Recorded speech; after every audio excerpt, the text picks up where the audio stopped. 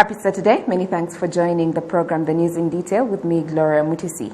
Starting us off tonight, a cross-section of people residing by the borders say they've taken steps to prevent the spread of COVID-19 because they've seen the severity of the virus. Health authorities are urging the public to not be complacent when it comes to COVID-19 prevention guidelines, as the number of infections are spiking across the country. The Minister for Local Government recently announced new COVID-19 prevention measures in Rwanda district and some sectors across the country. Curfew in 6 sectors of Nyagatare district is at 7 p.m. with businesses closing at 6 p.m. Some residents say they hope this will help to curb down the infections, with the residents playing their role. There are microphones that are used to inform us loud every day, and we as residents also listen to them and keep on practicing and respecting what they teach us. We put in place all the measures because we close our shops at 6 p.m. and go home. Another thing is that we no longer visit each other, and when you see someone visiting others, you inform people in charge so that they may do a follow-up about that person to know where he or she comes from. We are always clean. Second thing, we practice social distance. In Rusizi district, on the other hand, it is evident that some people violate the prevention guidelines. There are those that put on masks properly and there are those that do not. Sometimes you see a person without a face mask.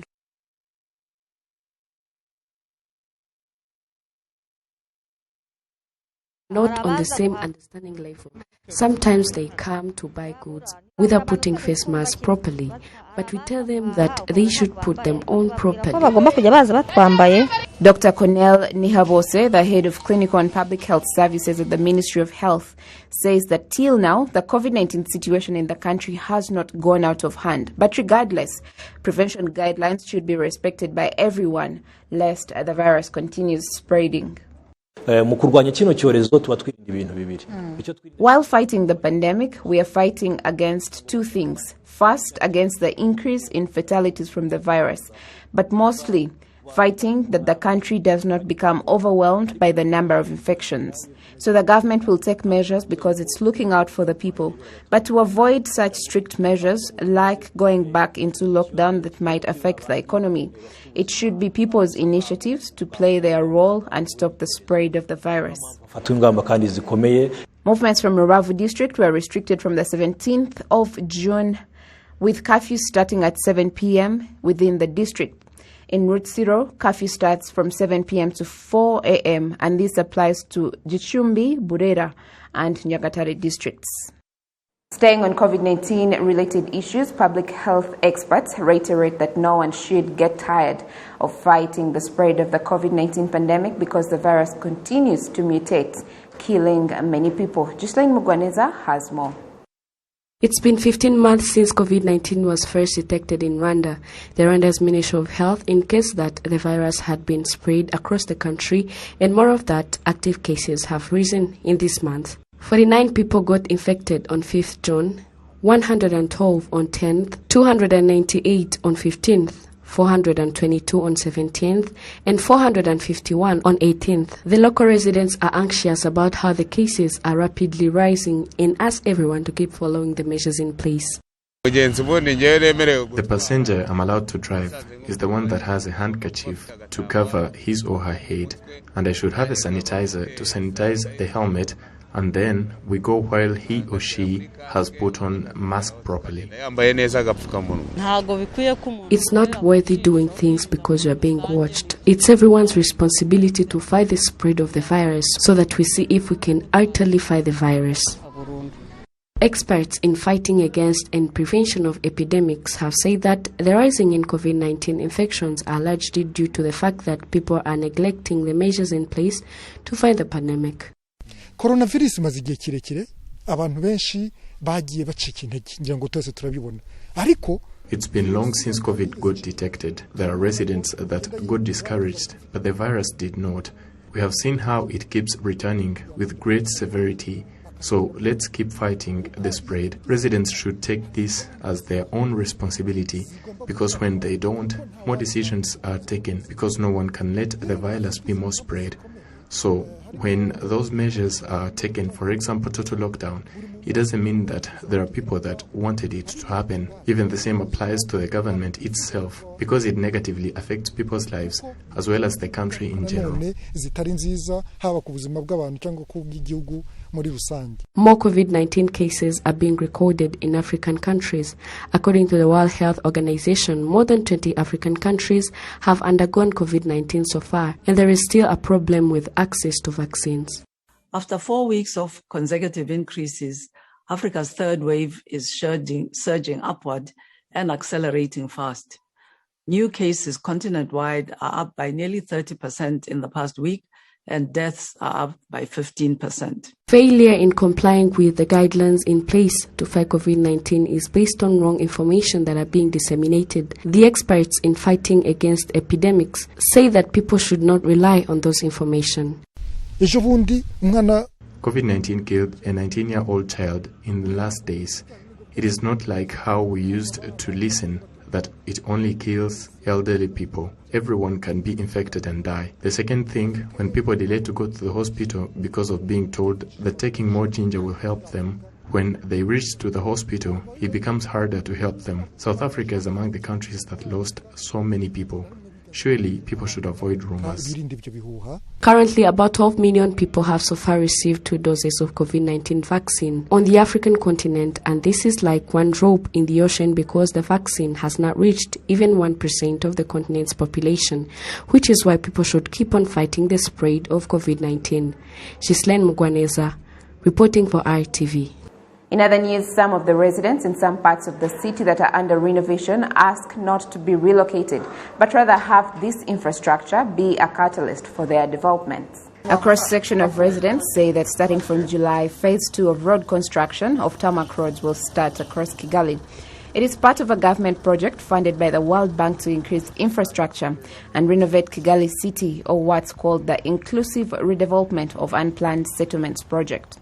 The first phase of the project, which will be completed this month, will provide a population of about 60 hectares in Kiyovu, Bidgogo and Ramara with roads, water drainage channels and pavements for pedestrians. Residents say this has eliminated the chaos that was in those areas and wish that this development be extended to other parts of Kigali. I hope this goes beyond Nyamirambo. I hope it extends to Chumbati, that also needs development because their road is in bad shape. If it could be built as well, they would be able to do a lot of things. The answers to queries that many had been asking may be found because it's expected that in the 2021-2022 fiscal year, roads will be constructed for people residing on more than 380 hectares with street lights, drainage channels and pavements for pedestrians. Where there are good roads, there's definitely a difference. Even the houses have value and plots of land are more valuable because of the good road. Transportation becomes easier for us. The Minister of Infrastructure, Ambassador Clever Gatete, emphasizes that the aim is to enable people in such areas to improve their well-being instead of relocating them from where they stay. We are constructing the roads so people can maintain their homes because these people are needed in the city given that they do different things. The mentality before was for people to be compensated if a road was to be constructed where they were staying, and they wouldn't spend the money wisely. So what we want is for the people to develop themselves. The inclusive redevelopment of unplanned settlements project will cost $40 million upon completion and also includes the establishment of secondary cities by 2025 that will cost 160 million Rwanda francs. As various activities have been affected with the COVID-19 pandemic, an extra 1.5-kilometer tarmac road will be constructed in Muhanga district due to the completion of former road constructions that have been finished on time. Residents of Muhanga and Huye districts say this is a game changer for their businesses. Jane Mutuni with the details. Construction of a 12-kilometer tarmac road through Shogwe and Nyamabuye sector in Muhanga town has modernized the outlook of the area and facilitated the flow of businesses. Due to the completion of the road construction project on time, the district was gifted an extra 1.5-kilometer road which will be constructed. Road construction companies say that speeding up this project was because the district was in dire need of infrastructure, although the activities were affected by the COVID-19 pandemic as they were required to employ fewer workers. Up to today, we already get the provisional handover and we already get the certificate. So it means 100% complete. We get the information that phase 3 is coming in around August or September.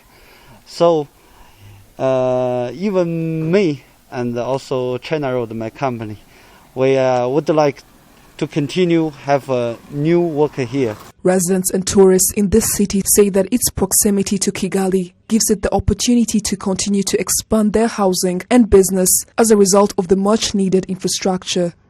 The area was of low value as lands were being bought at a lower price, but now lands are valued around 3 to 5 million Rwanda francs.